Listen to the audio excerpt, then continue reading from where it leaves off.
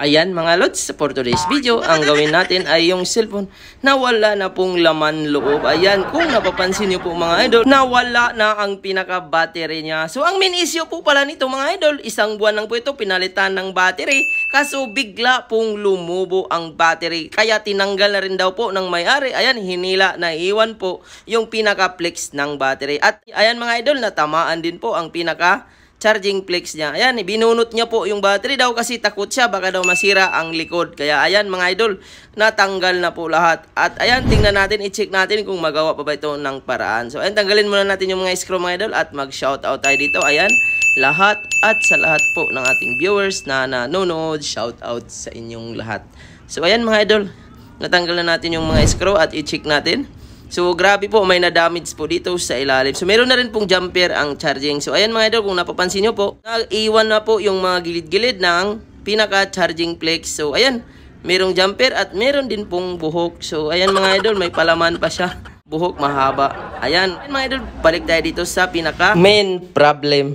Ito po yung pinaka-salpakan ng battery. So, hinila ng bawin ng may-ari dahil natakot po siya. Baka daw sisirain ang likod. At ayan, meron pong jumper mga idol. Possible sa charging po yan. So, ayan. Hindi po ako ang nag-jumper nito mga idol. So, pinaayos na po niya ito. Pinalagyan ng battery. So, isang buwan lang po, lumubo kaagad. So, dito mga idol, ang gagawin po natin ay magpapalit po tayo ng pinaka-battery na original. At magpapalit din tayo ng charging flex. So, yan mga idol, ito po yung na-damage. So, nahila din po ito nung paglubo ng battery, kaya naapektuhan at nasira ang main flex ng connector, F-phase connector. Ayan mga idol.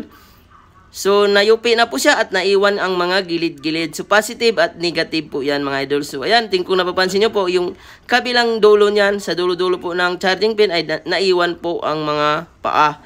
So, ayan, tanggalin natin mga idol. So, yan po yung isa at yung isa naman nandoon sa dulo. At ayan, yan po yung koneksyon ng positive at negative dyan mga idol sa flex. So, kabilaan po yan, naiwan po yan. Nung paglubo na yan ng battery, kaya nagkaganyan po yan. So, nahila po yan. So, nung nag-expand po yung battery, nahila yung flex. Kaya ang nangyayari, nasira yung pinaka-flex. Kung napapansin, tabingi na po siya. At ang kagandahan dito mga idol, meron po ako ditong original mismo na battery. So, yan po yung dati niyang battery mga idol. So, ang natira ay battery board na lang at nawala na po yung lobo. Tinanggal na po ng may-ari. So, dinala po ito mga idol sa atin. Nag-walk-in ng may-ari at pinaiwan ko po ito. At ayan, replacement battery na po mga idol kasi meron na pong sticker. So, ayan, kung napapansin nyo mga idol, ito po yung ipapalit ko. Original charging flex. So, ayan, kung napapansin nyo po, yung dati niyang flex ay nayupi na at ang ipapalit po natin, ayan, good na good pa talaga. So, original po yan, pati ang battery.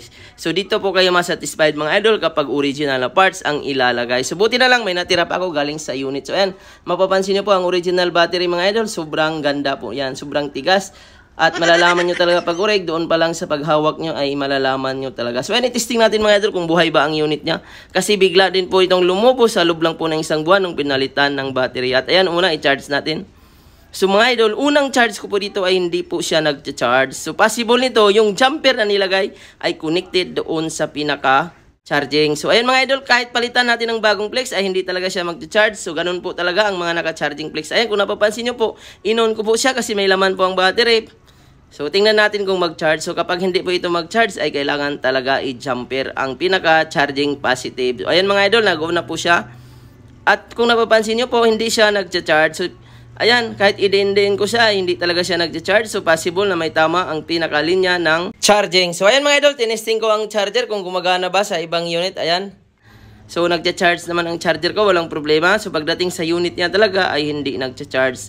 Kahit bago na ang charging flex. So, mayroon talagang ganun mga idol na kahit bago na ang charging flex ay hindi talaga mag-charge. Kasi may putol po na linya doon sa mainboard papunta sa baba. So, ang gagawin po dyan, kailangan po yan i-jumper para mag-normal. Ayan mga idol, tanggalin natin at subukan natin i-jumper mga lods. So, ibalik natin yung naputol kasi naputol din yung kanina. So, pre na po ang paggawa nito mga lods sa pag-jumper. So, ayan, dahil naputol po yan nung paglubo at paghila po ng battery, kaya ang mangyayari, ayan, hindi na siya nag-charge. So, mag-apply po tayo ng plug. So, yan po yung positive mga idol. Isang linya lang po yan doon sa pinaka-connector niya. So, yan po yung positive. So, dyan po natin tinap ang jumper. Dalawa po yan mga idol. Doon sa baba din natin ilagay sa charging board mismo sa baba. So, ayan.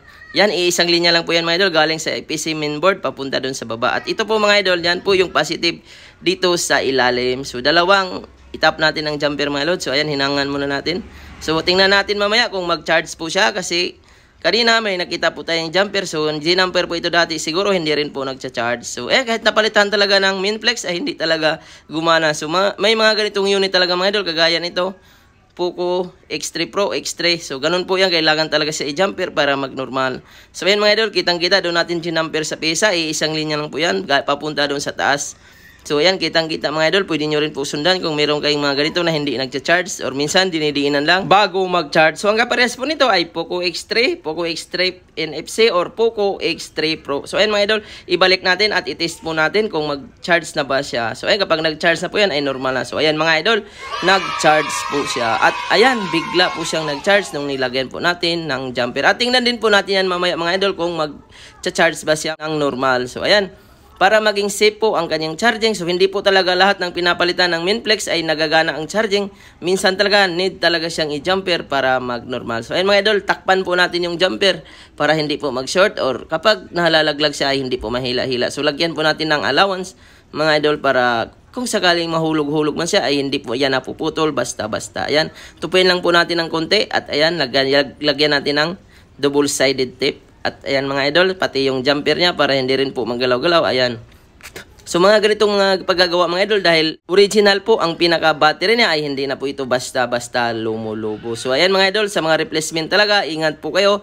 Kasi ito isang buwan lang po, lumubo ka agad. Ang overcharging po talaga kapag replacement ay dapat hindi talaga mag-charge magdamag. So ayan, 1 hour pag puno na, pwede nang punutin. So hindi kagaya nito mga idol, original po ang nilagay natin at sigurado ako dito kahit ma-overcharging ito ay hindi na ito basta-basta masira. Ayan, kung napapansin nyo, malalaman nyo po pag replacement kasi ang flex po niya ay iba na talaga siya yung laman doon sa pinaka battery board. So ayan mga idol, so tinabi ko po yung jumper para paglagay natin ng screw ay hindi na puputol. At tingnan po natin mamaya mga idol kung mag-fast charging na ba siya, lalabas ba ang turbo charging. So ayan mga idol, nadamay din po pala ang pinaka speaker ito noong inayos daw ito kasi possible ito mga idol na damay po ito noong paglubo ng battery. So, ayan, tingnan din natin kung may tunog pa siya. Kasi connected din po ang speaker doon sa flex na pinalit natin. So, ayan, lagyan natin ng dikit ang mga battery para iwas magalaw-galaw kapag nahuhulog. So, ayan, ito, dikit na po lahat yan mga idol. At linisan natin ang pinaka-frame kasi nakadalawang dikit na po ito. At kapag hindi po natin linisan yan, ay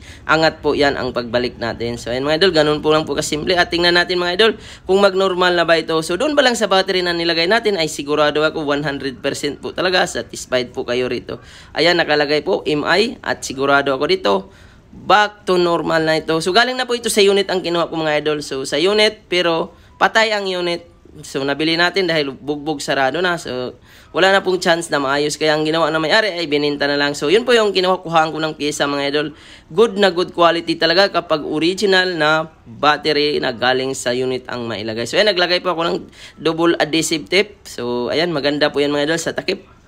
Para in case man buksan ng may-ari ito, ay pwede niyang buksan. Kasi either kung lagyan natin ng T7000 yan, kapag buksan niyo po yan ay mahirapan po kayong mag-angat. So ayan, linisan muna natin mga lods. So maraming salamat sa nagtiwala nito. So ngayon daw araw ito kukunin kasi kinabukasan ko na po ito pinakuha.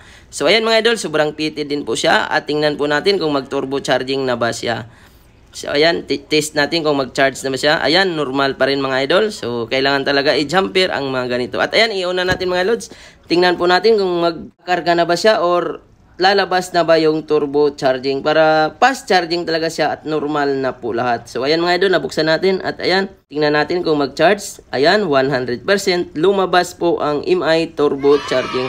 Kapag ganyan po mga idol ay grabe, sobrang bilis po yan magkarga. At tingnan din po natin mga lods kasi nung ginawa daw po ito ay nawala na damay ang speaker. So ayan, hiningi ko po pala ang password dito mga lods.